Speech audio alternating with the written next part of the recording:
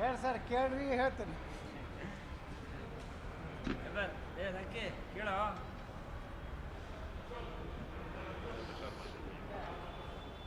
Sir.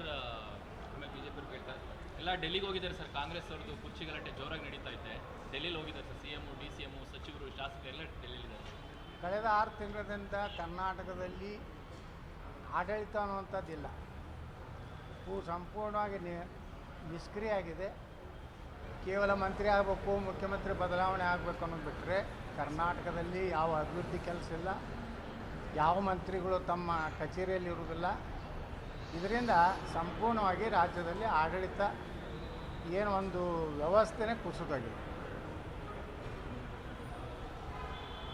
Sir, BJPಯಲ್ಲಿ ಮೊನ್ನೆ ರಾಜ್ಯಾಧ್ಯಕ್ಷರ ವಿಚಾರವಾಗಿ ಆಂತರಿಕ ಸಮೀಕ್ಷೆ ಇದಾಗಿದೆ, ಸಲಹೆಗಳನ್ನು ತೆಗೆದುಕೊಳ್ಳೋದು ಕೆಲಸ ಆಗಿದೆ. 1 to 1 ಆಗಿ ಏನನ್ಸುತ್ತೆ? ನಿಮ್ಮ ಬದಲಾವಣೆ ಇದೆಯಾ? ನಿಮ್ಮವರು ಕೂಡ ಕೆಲವರು ಹೋಗಿದ್ರು, ಹಿಂದಿನ ಟೀಮ್ನ ಸ್ನೇಹಿತರು. ಇಲ್ಲ, ಅದೇನು ಪಕ್ಷದಲ್ಲಿ ಸಾಕಷ್ಟು ನನಗೆ ಸಿಕ್ಕ ಮಾಹಿತಿ ಪ್ರಕಾರ ಪಕ್ಷದಲ್ಲಿ ವ್ಯವಸ್ಥಿತವಾಗಿ ಕೆಲಸ ಆಗ್ತಾಯಿಲ್ಲ. ವ್ಯಕ್ತಿ ಪೂಜೆ ಅತಿಯಾಗಿದೆ. ಪಕ್ಷಕ್ಕಿಂತ ವ್ಯಕ್ತಿ ವೈಭವೀಕರಣ ಹೆಚ್ಚು ನಡೆದಿದೆ. ಮತ್ತು ಪಕ್ಷಕ್ಕೆ ಯಾವ ರೀತಿ ಬ್ಲ್ಯಾಕ್ ಮೇಲ್ ಮಾಡಬೇಕು ಅನ್ನೋಂಥ ತಂತ್ರಗಳು ನಡೆದಿವೆ.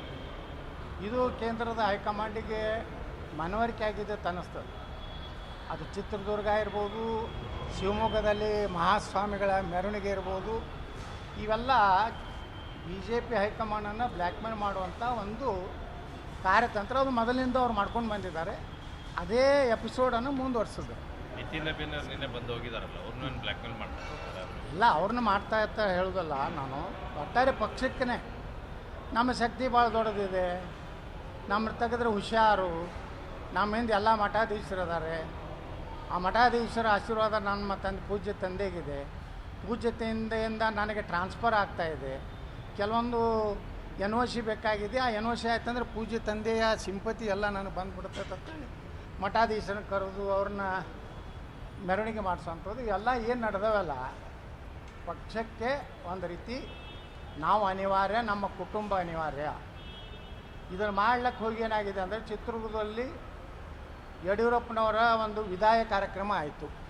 ಆಯ್ತಪ್ಪ, ಸಾಕಷ್ಟು ನೀನು ದುಡಿದಿದ್ದೀಯಾ, ಕೆಲಸ ಮಾಡಿದ್ದೀಯಾ, 4 ಸಲ ಮುಖ್ಯಮಂತ್ರಿ ಆಗಿದ್ದೀಯಾ, 2-3 ಸಲ ರಾಜ್ಯಾಧ್ಯಕ್ಷ ಆಗಿದೆಯಾ, ವಿರೋಧ ಪಕ್ಷ ನಾಯಕ ಆಗಿದೆಯಾ, ನೀ ಸೋತಾಗ ವಿಧಾನ ಪರಿಷತ್ತಿಗೆ ಆಯ್ಕೆ ಮಾಡಿದ್ದೀವಿ, ಏನು ಕೊಡಬೇಕೆಲ್ಲ ಪಕ್ಷ ಕೊಟ್ಟಿದೆ ಅಂತೇಳಿ ಅಮಿತ್ ಶಾ ಅವರು ನೇರವಾಗಿ ಹೇಳಿಲ್ಲ.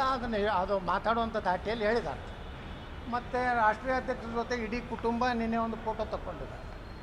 ಅಂದರೆ ಆ ಫೋಟೋದ ಅರ್ಥ ಏನಂದರೆ, ಈ ಕುಟುಂಬದಿಂದ BJP ಮುಕ್ತ ಆಗ್ತಾಯಿದೆ, ಕೊನೆಯ ಫೋಟೋ ಅಂತೇಳಿ ಅವ್ರು ತೊಗೊಂಡು ಹೋಗಿದ್ದಾರೆ.